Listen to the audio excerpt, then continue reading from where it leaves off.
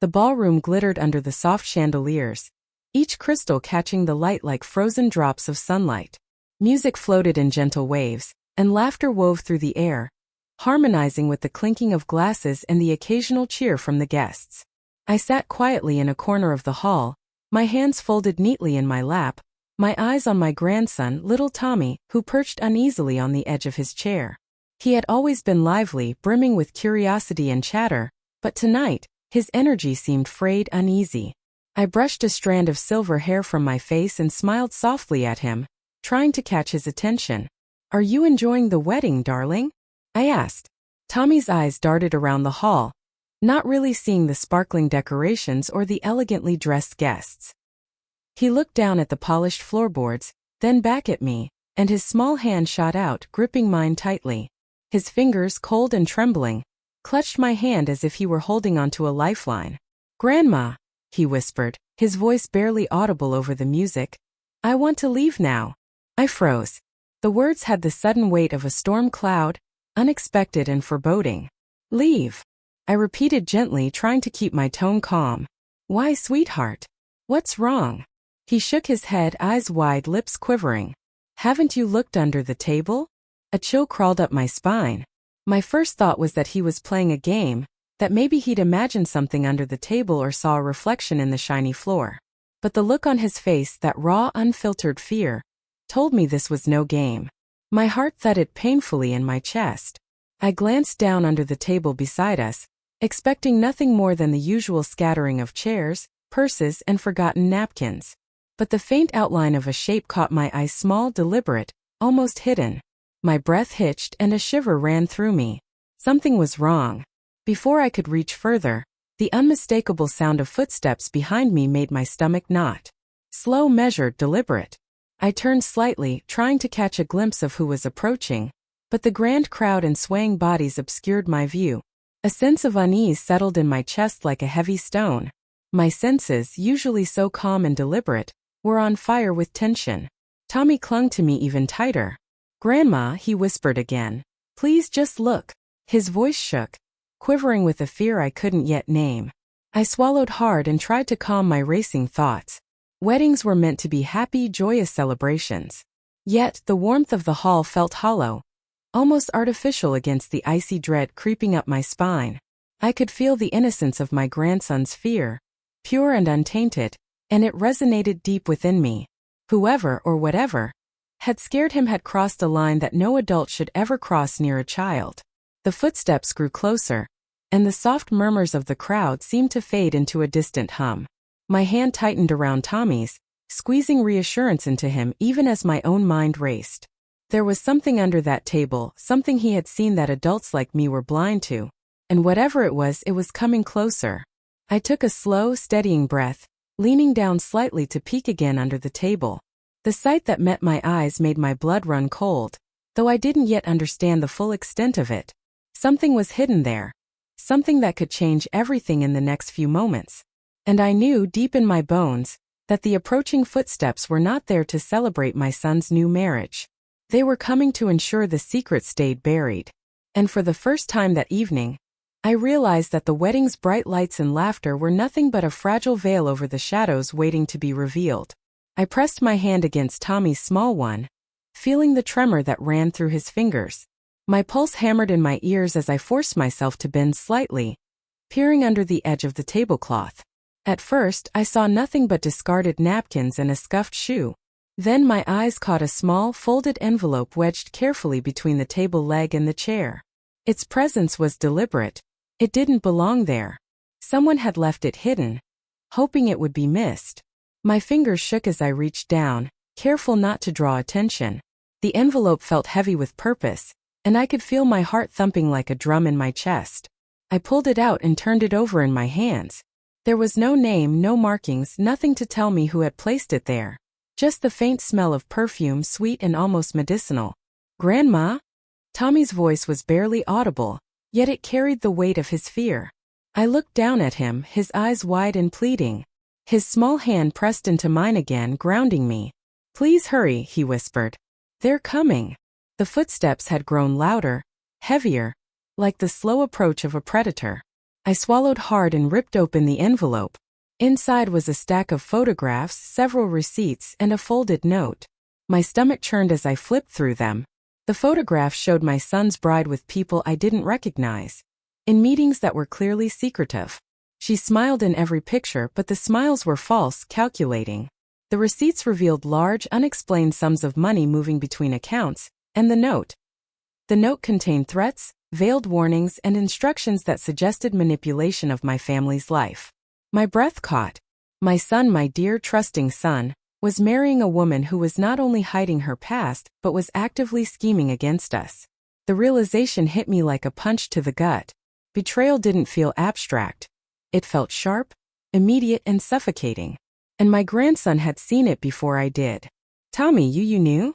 I whispered, my voice trembling as I held the evidence in one hand and his tiny one in the other. He nodded, eyes wide, tears brimming. "I saw her hide it," he said softly. "I tried to tell Daddy, but he was too happy. I didn't know who else to tell. I didn't want her to see me." A cold wave of anger swept through me, replacing the fear with a burning resolve. How dare she manipulate my family, play with my son's heart, and use my grandson's innocence to cover her tracks? The footsteps behind me suddenly stopped, and my skin prickled with tension. Whoever was coming knew something had shifted. They could feel it in the room. I tucked the envelope carefully into my purse and whispered to Tommy, "Stay here and don't move. I need to get a closer look." I shifted my chair slightly, trying to turn without drawing attention, my eyes scanning the crowd. And then I saw her. My son's bride, elegant in her gown, moving through the guests with a practiced smile that didn't reach her eyes. Her gaze flicked briefly toward us, and I felt her recognition, a hint of suspicion that could turn into panic if she realized what I held. The moment stretched, the music around us a cruel soundtrack to the growing tension. I knew that this small, hidden secret under a wedding table was only the beginning. This was the spark that would ignite everything. And deep down I realized that protecting Tommy, and exposing her, was going to require every ounce of patience and cunning I had left. Betrayal was no longer an abstract idea. It was tangible, real, and placed squarely in front of me. And I knew in that moment that the next step was not just about fear or avoidance. It was about truth. And truth, as I felt in the pit of my stomach, would demand its revenge. That night, long after the wedding guests had gone home and the lights of the hall had dimmed, I sat in my study with Tommy asleep in my arms. The envelope lay open on the desk, photographs and notes scattered like a small battlefield of truth. My hand shook as I traced the edges of the papers, each piece of evidence a dagger of betrayal. My son had been so happy, so unaware, and I had been blind too. But Tommy had seen it. His small, honest eyes had uncovered a deception that adults had missed. I rocked him gently, whispering soothing words, though my mind was already turning over every detail. Anger mingled with sorrow, a storm of emotion I couldn't yet name.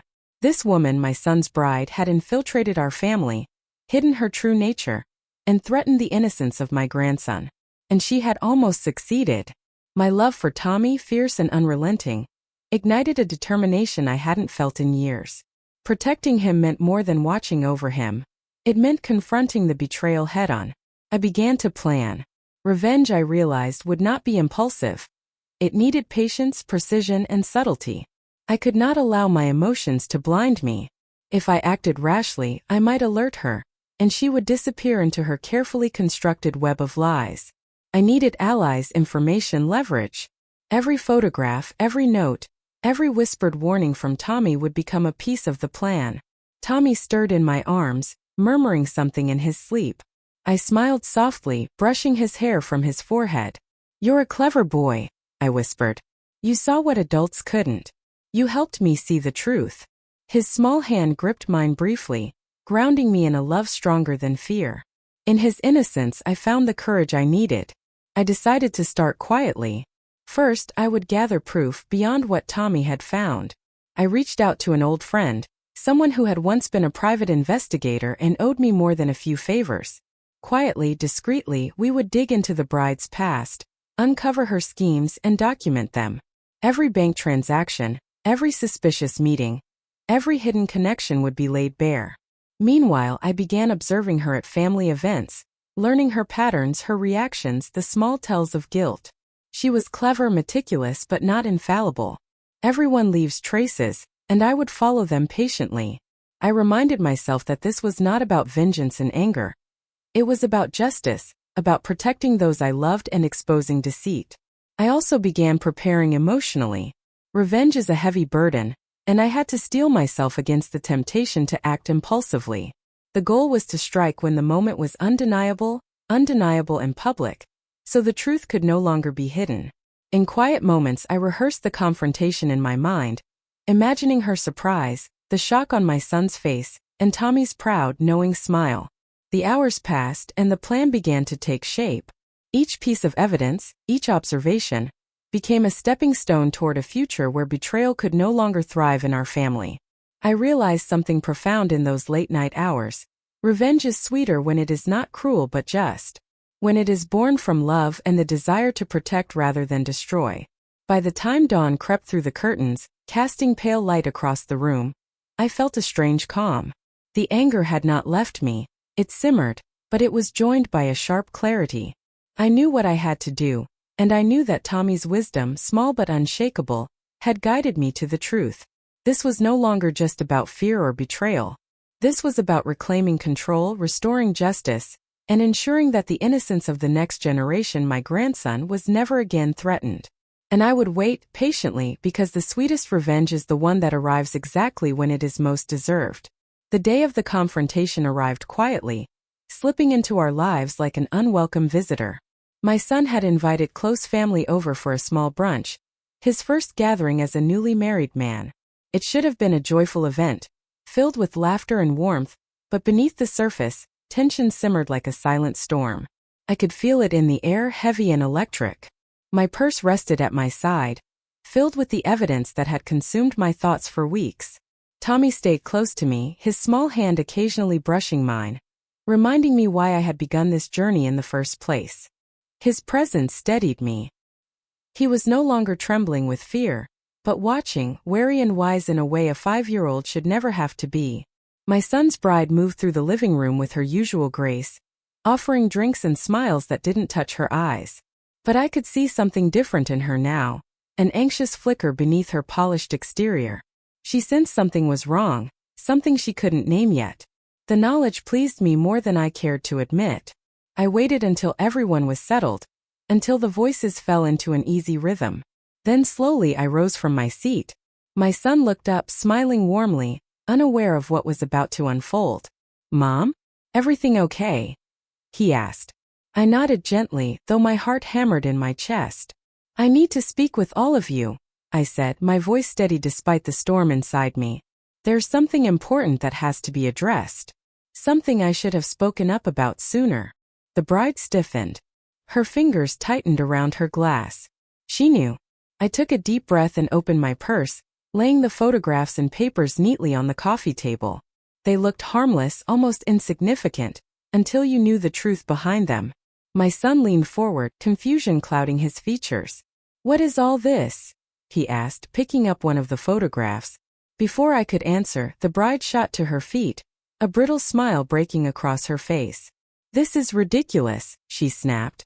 "Whatever this is, it's clearly some kind of misunderstanding." Her voice cracked on the last word, betraying her calm facade. I lifted my hand, silencing her. "A misunderstanding?" I repeated softly.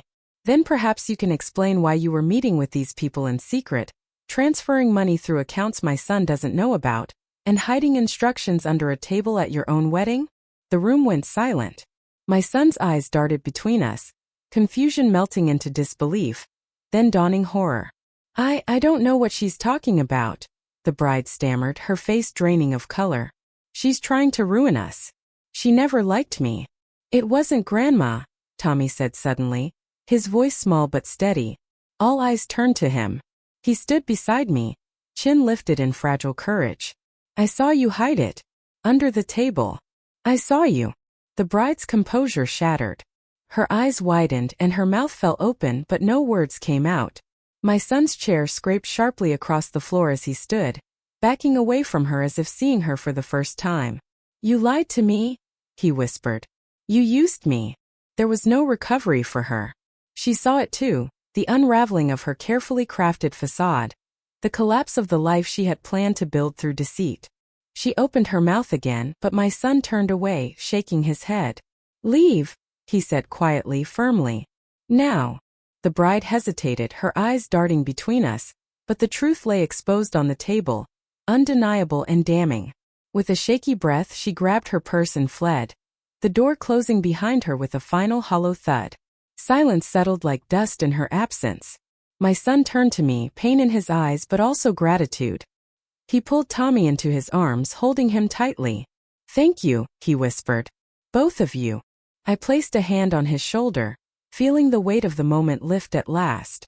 "The truth always finds its way," I said softly. "Sometimes we just need the courage to see it." And for the first time in weeks I breathed freely. Justice had come. Not cruelly, not vindicatively, but with honest clarity. A sweet revenge born from love, truth, and the bravery of a child who dared to look under the table.